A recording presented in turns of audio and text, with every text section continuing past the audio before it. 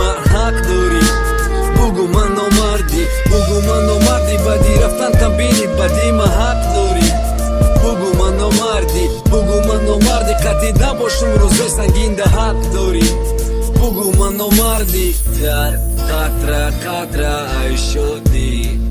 آبی دیدتا نرزم حتی بد بده خوابی دیدتا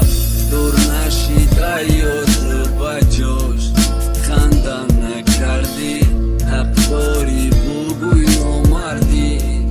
برای نگردی گمشینم ده کنجی فیضاباد نالکنما رو پروی خانه شوی تو خانه کنما هر سهر حالی روی تای دور نظارت کنما بسیار عذابم دادی دکی شکایت کنما میخوام گیردی فیضاباد رنگی دیوانه گردم داد بزنم بگیریا مردم دیوانه کنما تو رفتی مرا گیریا آسمان باران گرفتک برفتن تاقمانه دنیای مرم سوختک من خیلی گپش داشتم نکی گوشم نکدک قلنتش رفتنش آغوشم نکدک دروغم باشه قلن دوست میدارم میگفتم بدی رفتن شاید یکم نمیسوختم کاره کن مرا ای شهری پری غم گرزان که اگر خوبی مخوایی مرا ددار و وزان که بشه مردنم ترا بینم با چشمام پوشم خوبی مخوایی بیا با دستای خودت کشم بدی رفتن دگر میگیریفتی خبرم کوچه های فیضابادا چخیمه در بدرم بریم بگن یاری مرا یارت فیضاباد اومده بگن ای ناله دیلش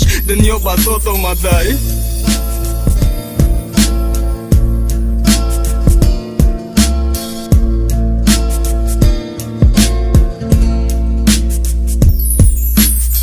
کودکی بریش لزبه خرید نامد روی دست مایو کودکش دار شده نکی نامد ویلمست کودکی کم بغلی گزت فروشی بود که آزی در دیگه حیاتای اون حیات بود که دره پاش میرفت دمرس هازی خودش دمرس فکر حیات و زندگیش دیگه شیده یک چی مسته نامیت قطعی امو واده که دت کرده بیو اگر کی نکد بد بگوشن نامرده چند قسال گذشت که ما وقت ندیدم یک دیگره چند قشی نگفته میره نیکو توقع دیگه نره دبروی برات میزدم چند سطح یک گواره بد پیان میام هم خف کرد نگو مقصد سماره